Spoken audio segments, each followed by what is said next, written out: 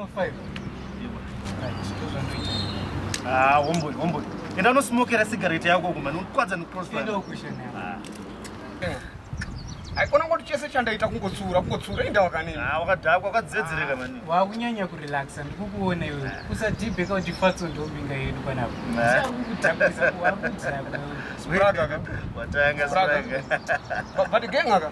Ingoni zvisi tungotedzera one. Social distance takaita. Iyo takagara ngewana magresin naru. Iwe shama. Mira ndikutaure genga. Muri boys zangu imi, muri boys zangu. Ende nyaya COVID ndiri kutaura kai itori serious unozviketa. Because andikona iwe kusmoka kwakuita utozvikwadza immune system yako. Ende nyaya social distance ndiri kutaura kai azvikuitira mumwe munhu tikuita isusu kuti tisatapurirane waiketa. Chit.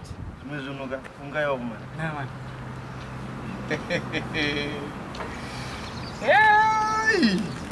Baba kani. Ndikenga senena. Ngachema zvangu.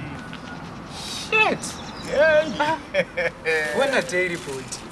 Sister. Excuse me. Mukaramba mchita zvamuri kuita kaizvo. I'll get you arrested right now. Arrested chiko. Arrested. Tingotaurana katinzwisisani naye. Ndakuita example iwe. Zvosungisa. Ndakukusungisa ndakuita example. Akenga ndambokutaurira ndimukona zvazviri kuita manje. Ende munoziva chii chinhuwanika. Ignorance of the law is not an excuse. Munovharirwa imi.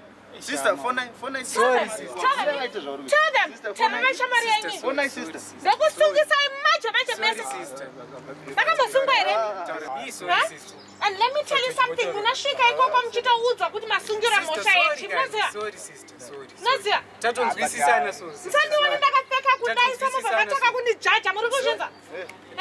And let me tell you something. Iwe ese zvatisensodera kuti. Let me tell you something. Unoziva kuti chi? Munhu anopfeka zvaanoda. Iwe wakapfeka chiyelo chako ndambokuti nechiyelo chako icho.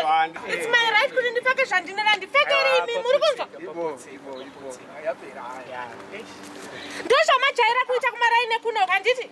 Sorry. Kumaraine kuno ndozvamajaira anditi? Yokuti ndakuziva iwe uri shamari yomupesi wangu iwe. Uri shamari yomupesi wangu iwe.